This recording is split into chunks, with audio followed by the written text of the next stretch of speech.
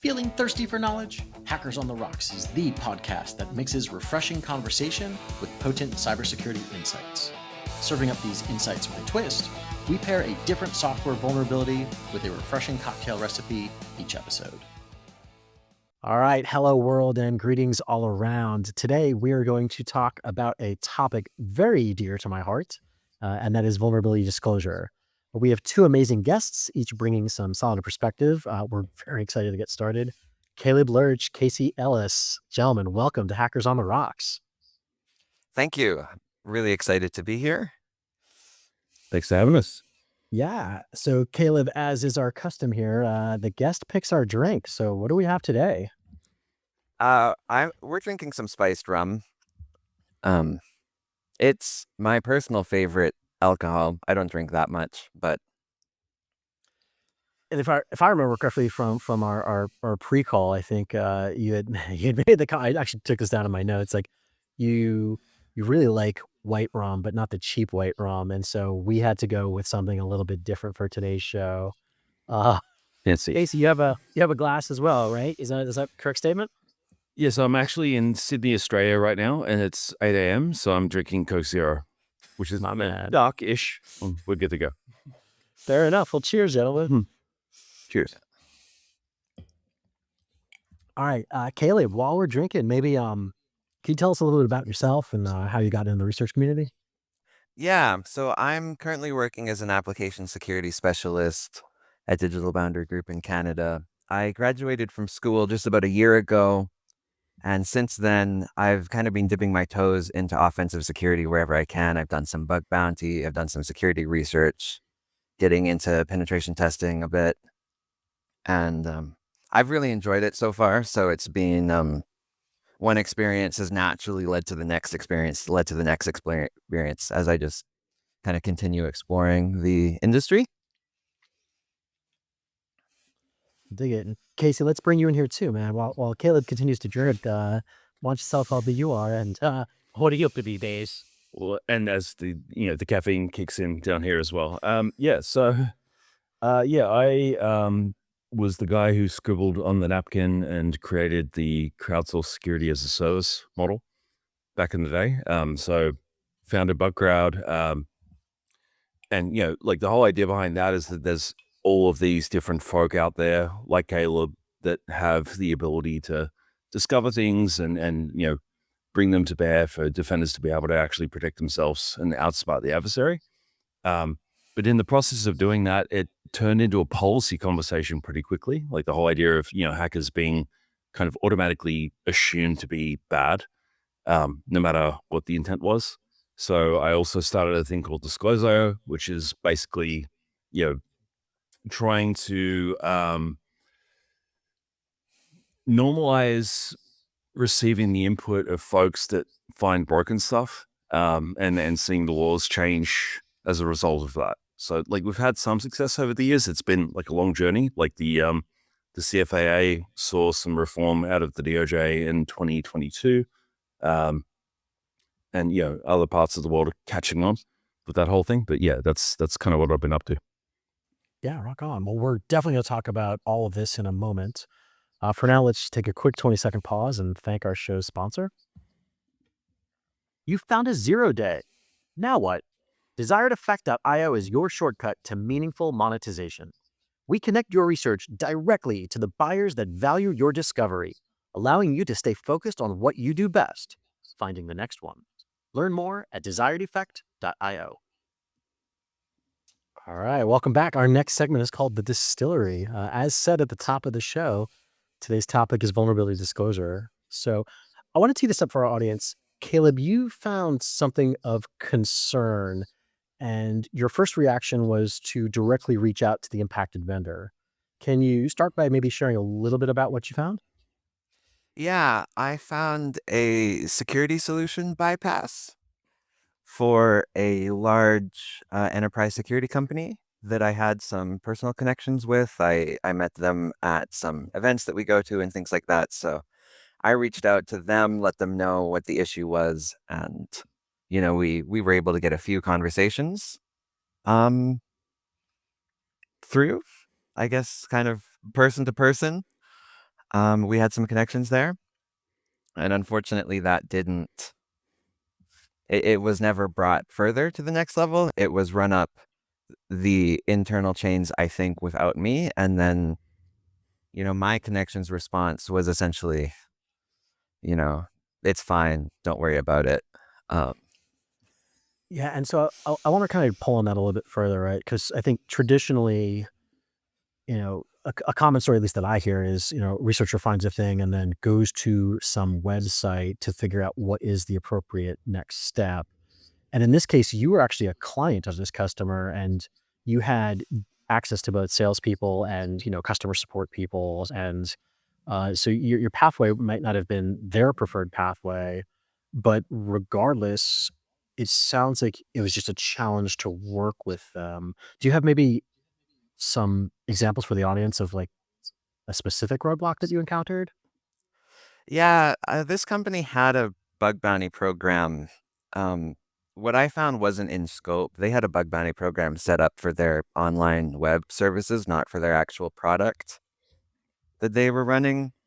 And the bug bounty program, like the terms and conditions, I felt were very adversarial. It was a matter of if reach out to the bug bounty program email, then anything you tell us is ours. We reserve the right not to fix it. You agree to sign any terms and conditions we send your way.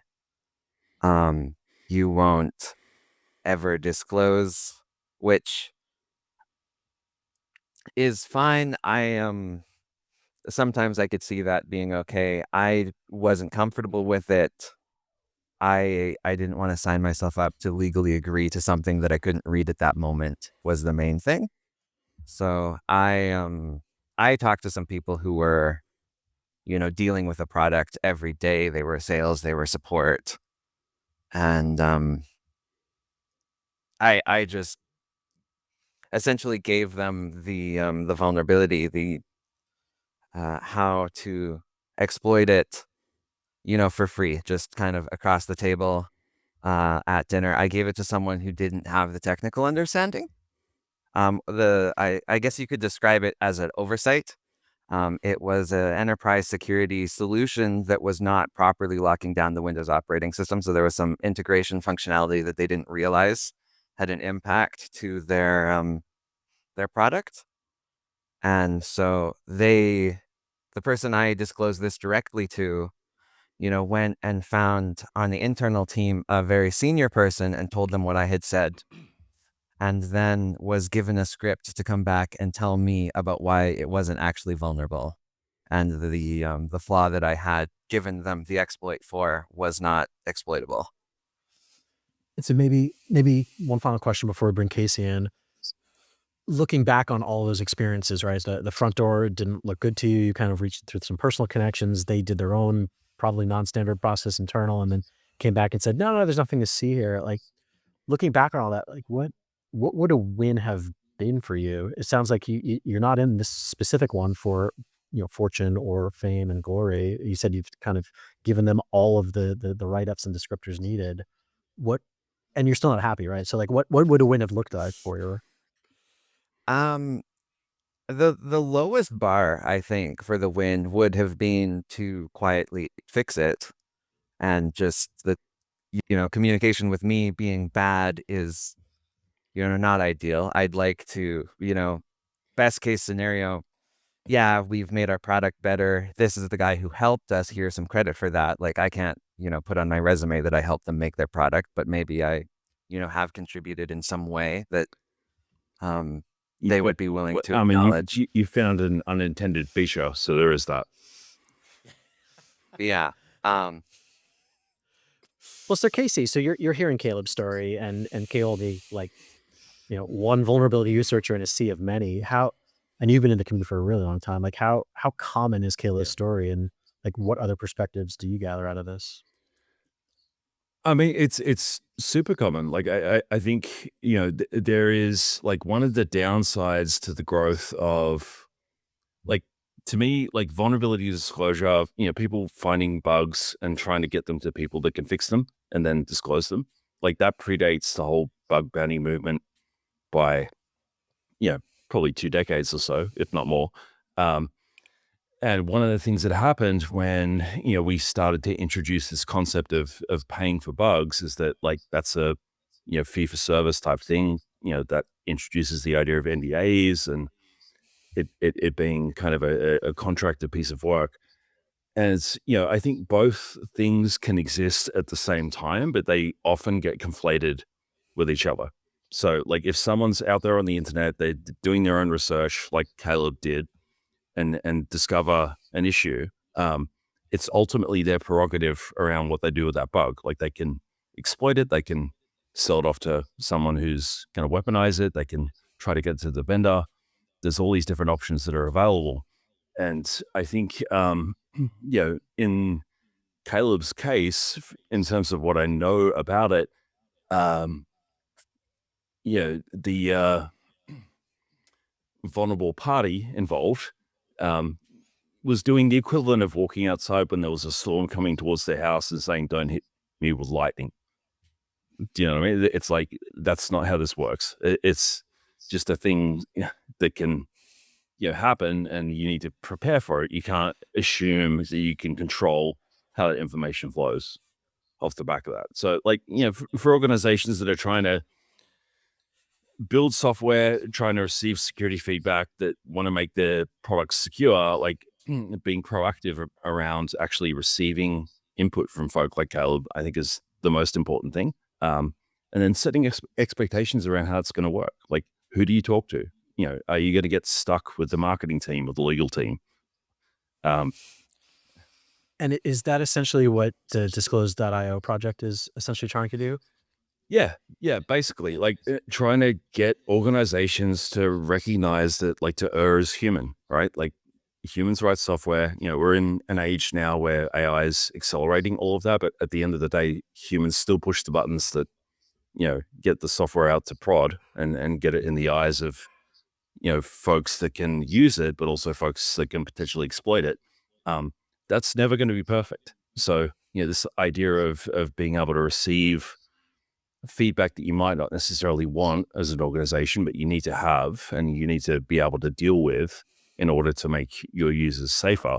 I think that's a really important thing. Yeah. And that's what we've been trying to do with Disclosure. Like, the whole idea of, like, companies that kind of recognize the fact that that's how this all works and, are proactive about that. Like, they're the ones that are actually kind of more mature from a security standpoint, and they're the ones that can be trusted more ultimately.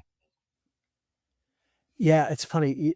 What you just said actually mirrors something that you've said a few times. I've heard you say, like, I love this that you've said this, but we've your words. We've come a long way in terms of recognizing that hacker input, hacker feedback is in fact a strategic asset, Yeah. and trying to mature businesses to value that. Where I think both of your points, Caleb and Casey, you've kind of both said that there are good ones and bad ones, and vendors historically have had a knee-jerk reaction of cease and desist and nasty grams and legal reprisal. And how do we get past that? Because it's 2026. Like, why aren't all companies the good ones? Like, why are we still dealing with issues where vendors just don't want to admit that there was an issue or thank anyone for introducing an improvement request?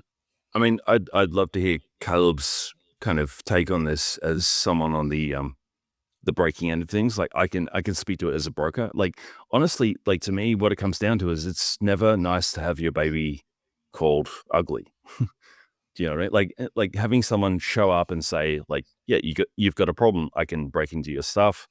Like, you've ultimately failed in some way. But what I'm trying to do is to point out that failure so that you can correct it and improve going forward.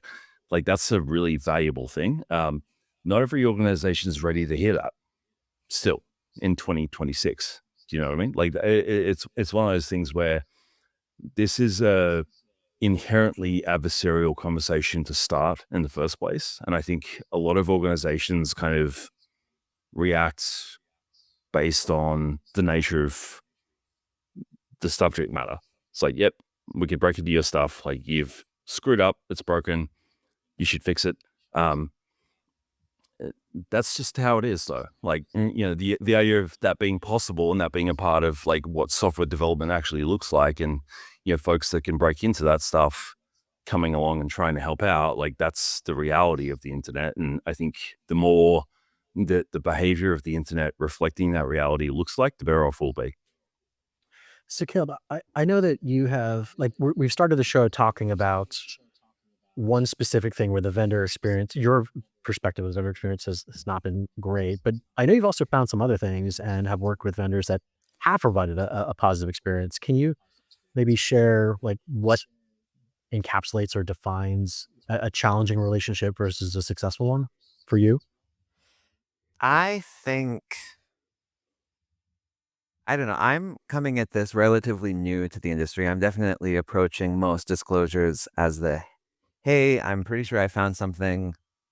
Hopefully, this is something that the vendor also cares about. That way, it was a good use of my time. That way, my time has some positive impact in the world.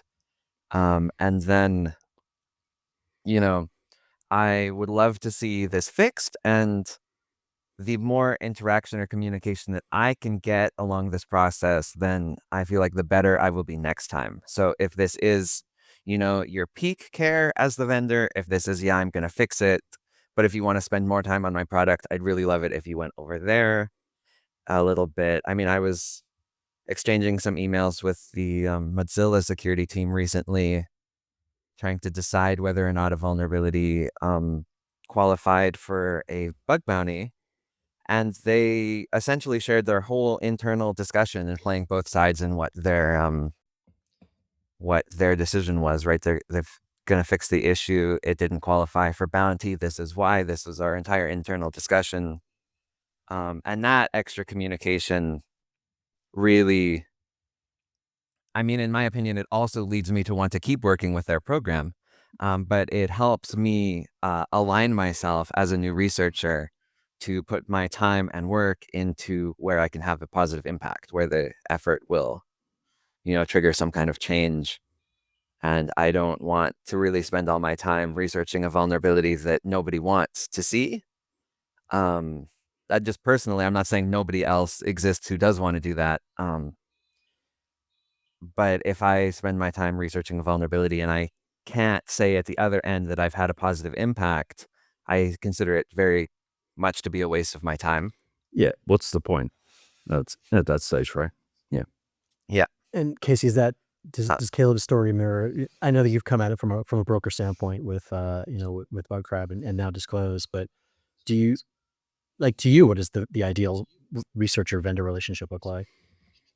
I mean, like, I think Caleb nailed it. Like, the whole idea of, as a researcher who's found something that you think should be fixed, you don't want to feel like you're shouting into a black hole. Like, to start with, you want to be able to understand who you should connect with in the first place. The idea of like reaching out to different folk, in whatever team within the organization to try to get a thing done. Like that's really common, and it shouldn't be the way that it works. Like you should ultimately be talking to product people that have, authority over the engineering team to get a thing fixed, because these are, undocumented features that we're talking about here, right? So how do you put those in the pipeline? How do you queue them up to get fixed? How do you make the user of that software safer? And then, for the vendor, like how do you make it obvious for folk like Caleb and folk that are doing security research? Like if you find something like that, who do you talk to? Like who do you get in touch with, and how do you actually initiate that conversation? I think beyond that, it really comes down to like what can people expect when they do that? Um, are they going to get their door kicked in? Are you going to like lawyer up and, call the police? Because this can look a little bit like what the bad guys do. In the process, like if you've got an established, invitation for adversarial feedback from the outside, um, what's the expected experience of people that actually are, really smart and like actually discovering issues that you've maybe missed and are trying to help? Um, that's not a common, again, we've made a ton of progress around this whole thing over the past, 12 or 13 years, but it's still far from done at this point in time. So like making that stuff obvious and then, making folks that are doing security research feel safe as they're doing that. But also like making them, understand what the process will actually look like and giving some comfort around the fact that it'll be fixed. Um, like I said before, like the growth of bug bounty and the idea of like getting paid for a bug, I think has conflated with this general idea of vulnerability research being a part of how the internet gets safer, right? Like, the folks that discover bugs in like Microsoft products, for example, they're not always selling those bugs in that process. It gets, through to the MSRC. The MSRC like deals with it. They've got an established kind of process to work that into the product pipeline and, get it to engineering so they can fix things and do regression testing and all the stuff that's involved in fixing a bug. That has nothing to do necessarily with whether or not that researcher gets paid. Like ideally they should, I think, because every bug's a startup.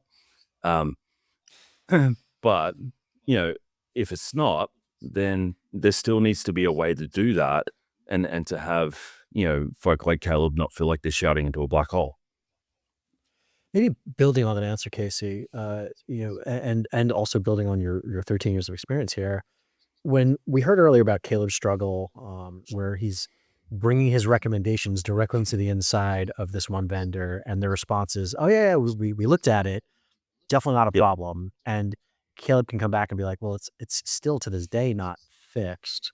I guess maybe a Right. two-part question, but like, how does a researcher determine if this is just like a simple misunderstanding, like he said, there's a non-technical receiver of the information, or like, or when is that vendor actually acting in bad faith? And I guess, does it even matter? Well, I think the first thing there is to not assume bad faith, like never, attribute to malice what can be adequately explained by inexperience or stupidity or naivety, right? Like Hanlon's razor, that's a real thing. So, to me, probably starting off there, the reality for the security researchers, they don't understand all of the things that are going on inside the business. Like, what are the equities involved in trying to actually deal with this stuff? Like, what are the costs involved in actually fixing a bug? Um, the challenge with being a hacker is that we're very good at getting to a binary conclusion around like, can we get shell or not, right? But that doesn't accommodate all of the other things that are going on inside the target organization that we're exploiting at that point in time. So, just starting there is probably a good thing. Like, I think empathy is kind of a key to a lot of this stuff. But, very practically, I think vendors should ultimately, if they've got a VDP, if they've got like a recipient, vulnerability disclosure policy with safe harbor and kind of setting expectations for researchers and all those different things, they should also have a CVD timeline. So like, if we don't fix this, if we don't touch this within a certain period of time, then you're free to publish it. And if it's BS, then the public's going to call you out on that. Your hacker peers will say that's a silly bug and you shouldn't have made such a big deal about this, or it'll make them accountable to actually produce a fix.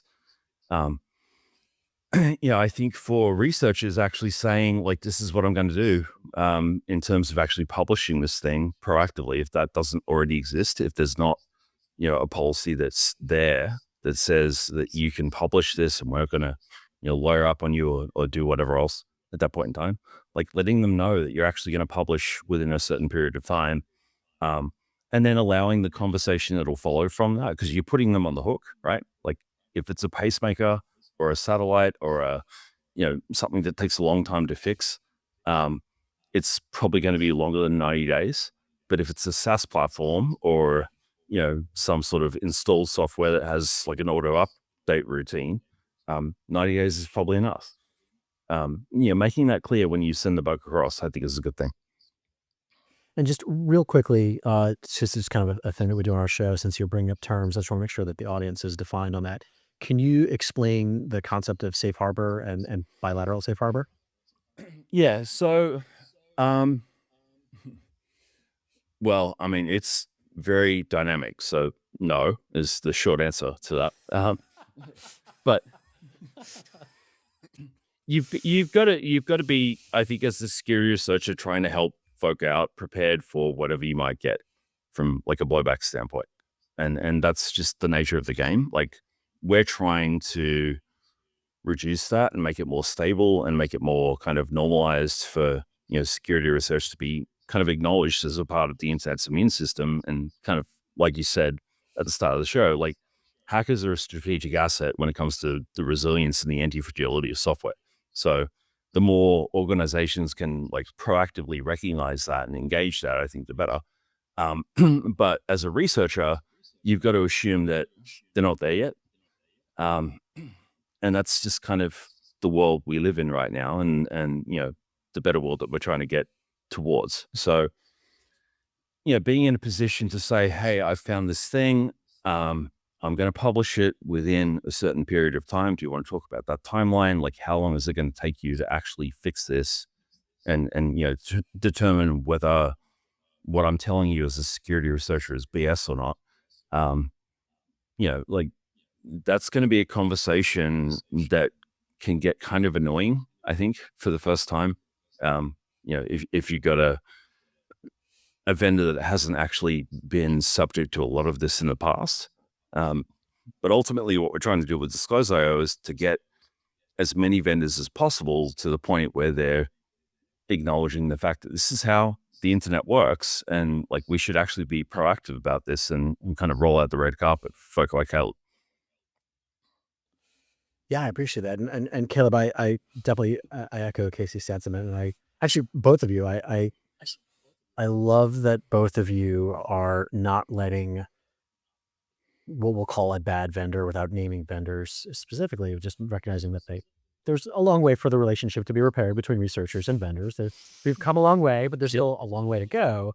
But despite that, there hasn't been a chilling effect, right? Some of this, again, in Caleb, in your words, right? Like, oh, there's not a problem. There's nothing here. It's working as designed. Go away. And even if you went through the regular channels like NDA, but that hasn't quelled your inspiration and your appetite for finding other things in other pieces of software or other systems, and you're not going underground and becoming one of these allegedly bad faith actors that the vendors are always whining about. So I don't know if I have a question here, but just it sounds, I'm heartened by the perspectives that both of you have kind of brought to the audience today.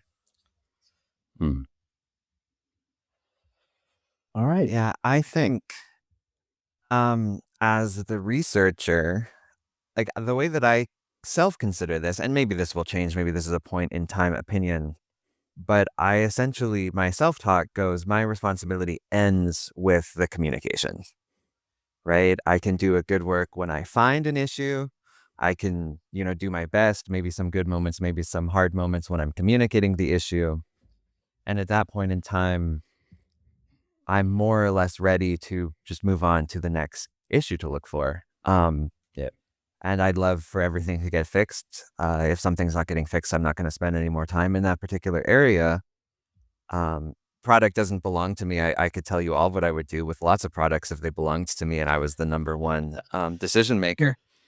But I also think, to that end, I don't feel like it's my responsibility to prevent someone else from finding this. I don't feel like it's my responsibility to not, let my friends know who are using this product so that they can defend in some other way. Okay.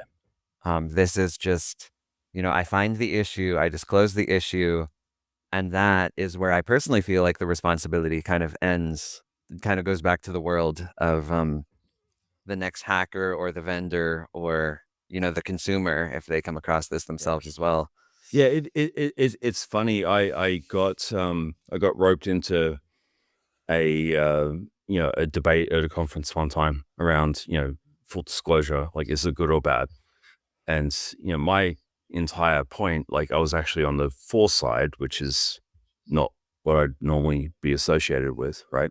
And I won. And one of the reasons I think that happened was full disclosure is like death and taxes. Like you can dislike it all you want, but ultimately it's a failure in the system and a failure in that conversation. Like if an organization is not prepared to recognize the fact that they're going to get feedback that they might not like about their product from the outside world, and they can't deal with that, and if ultimately they try to silence that, which they often do, the last kind of resort for the researcher that's in your position, Caleb, where you're trying to, make sure that, your peers that are using the same product are safe, is to drop it on the internet so they can defend themselves.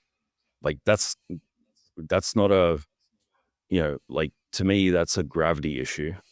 It's not so much like a CBD thing or a VDP thing or a bug bounty or any of that other stuff. It's the fact that like you've tried to tell them how to make this stuff safer. They've not listened, and you're left without any other choice at that point in time but to put leverage on them to actually fix the thing, and in the process, share with your peers where they're unsafe.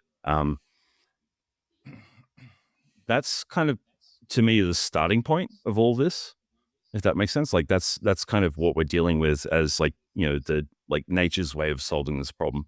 And it's not perfect because, at the end of the day, like when you do that, every other bad guy gets a hold of that data. They're in a position to actually exploit it. You've got actual bad folk that can use the things that have been found to do bad stuff. That's not a good outcome. But the way to avoid that is to be able to receive that input from the outside world and actually do something with it. Completely agree. Last call. Caleb, where can people go to find out more about you, your work, anything you mentioned today? Probably LinkedIn is the best thing to find me. I'm Caleb Lerch on LinkedIn. There's a link to a blog on there. I go through phases of ignoring all invites and then accepting all invites when people try to reach out to me on LinkedIn. But if you shoot me a message there, I'll get around to responding. Yes.